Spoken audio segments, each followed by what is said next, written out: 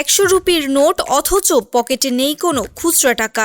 আর এই অপরাধে খোদ রাজ্যের পরিবহন মন্ত্রীকেই চলন্ত বাস থেকে নামিয়ে দিলেন কন্ট্রাক্টর।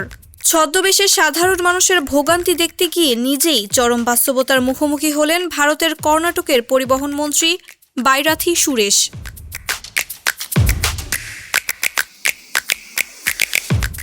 ভারতীয় সংবাদ মাধ্যমের তথ্য অনুযায়ী শনিবার রাতে মুখে মাস্ক পরে সাধারণ যাত্রীর বেশে বেঙ্গালুরু মহানগর পরিবহন সংস্থার একটি বাসে ওঠেন সুরেশ।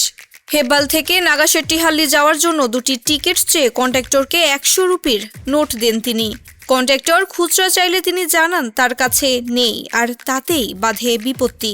জবাবে কন্ট্রাক্টর বলেন তার কাছেও পর্যাপ্ত খুচরা নেই এবং খুচরা দিতে না পারলে বাস থেকে নেমে যেতে হবে। পরিচয় গোপন রেখেই কোনো তর্কে না জড়িয়ে বাস থেকে নেমে যান মন্ত্রী। জীবন অবাক না করলে কে করবে? 28% মিল্ক ফ্যাটের অবাক করার সাথে ফ্রেশ মিল্ক পাউডার। জীবন অবাক করুক প্রতিদিন।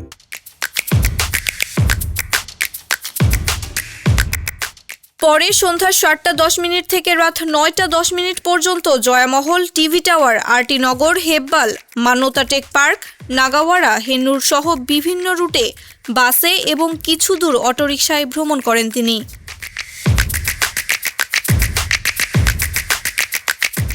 নাগাশেট্টিহাল্লিতে অটোরিকশায় 30 রুপির মিটার ভাড়া 36 রুপি দাবি করলে এ বিষয়ে জানতে চাইলে চালক জানান মিটারের পুনঃসমন্বয় করা হবে। আকস্মিক এই পরিদর্শনে সাধারণ যাত্রীরা প্রতিদিন যেসব ভোগান্তির মুখোমুখি হন তা সরাসরি পর্যবেক্ষণ করেন কর্ণাটকের এই পরিবহন মন্ত্রী। মাহবুবা ইসলাম, ফেস দ্য পিপল।